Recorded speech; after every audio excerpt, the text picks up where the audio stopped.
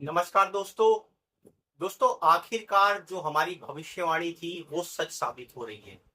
और उस भविष्यवाणी का जो मैंने इससे पहले वीडियो में करी थी, जिसका लिंक मैंने आपको डिस्क्रिप्शन में दे रखा है, उसमें विस्तार से मैंने भविष्यवाणी दोस्तों करके ये बताया था कि किस तरह से जो अतिचारी गुरु हैं वो कर्क राशि में जाएंगे।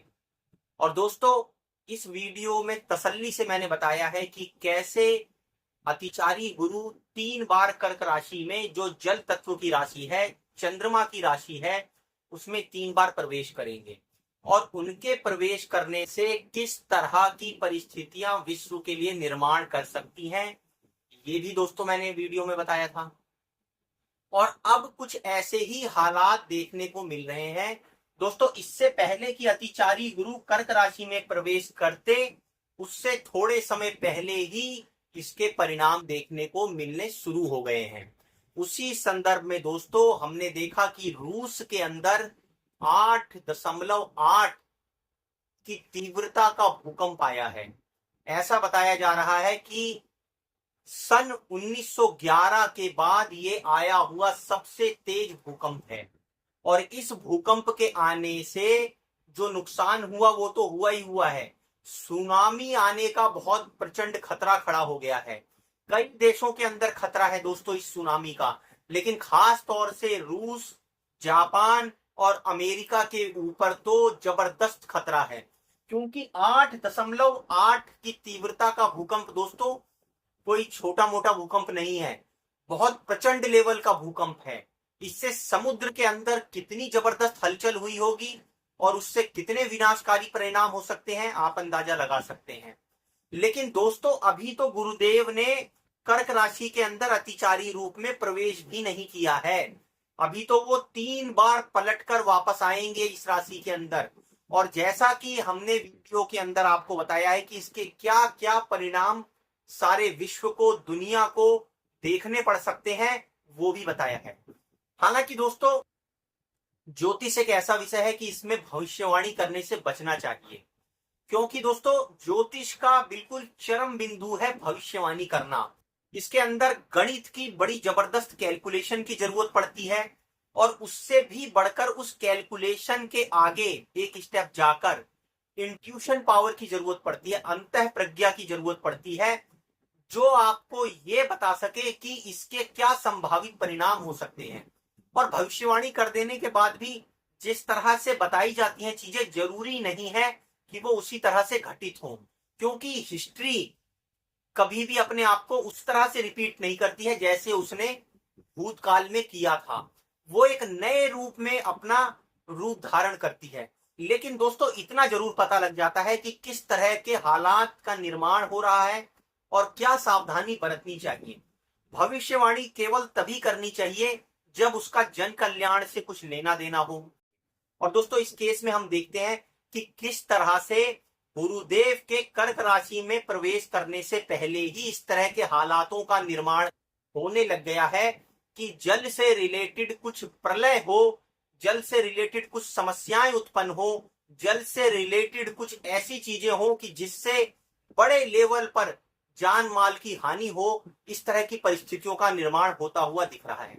हालांकि दोस्तों, जैसे ही गुरुदेव एक बार कर्क राशि में प्रवेश करेंगे, उसके बाद वो सारी चीजें होनी शुरू हो जाएंगी जो हमने इससे पहले वीडियो में आपको बताई है।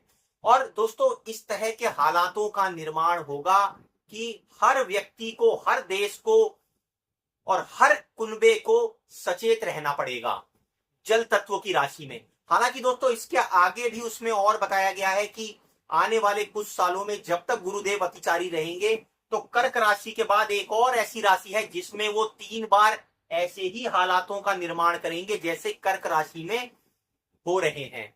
हालांकि दोस्तों, भविष्यवाणी एक इतना पेचीदा मामला है कि इस पर जब कभी बात होने लगती है तो सवाल उठाए जाते हैं कि भैया, अगर तुम इतनी सटीक भविष्यवाणी कर सकते हो तो तुम अपना भविष्य खुद क्यों नहीं देख लेते हो?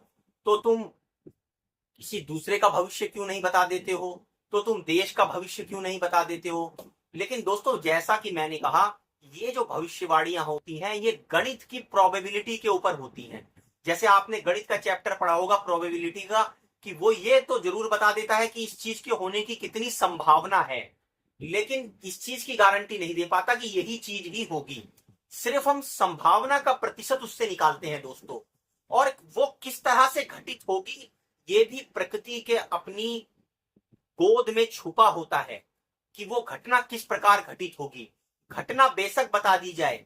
और दोस्तों एक बात और है, आपने आमतौर पर एक चीज और होते हुए देखी होगी कि कई बार लोग बोलते हैं ज्योतिष को, भैया तू इतना ज्योतिष का जानकार है, तू इतनी विद्या जानता है, तो तू भैया अपना क्यों नहीं भला कर लेता है, तो तू खुद क्यों नहीं बहुत बड़ी धन दौलत पैदा कर लेता है।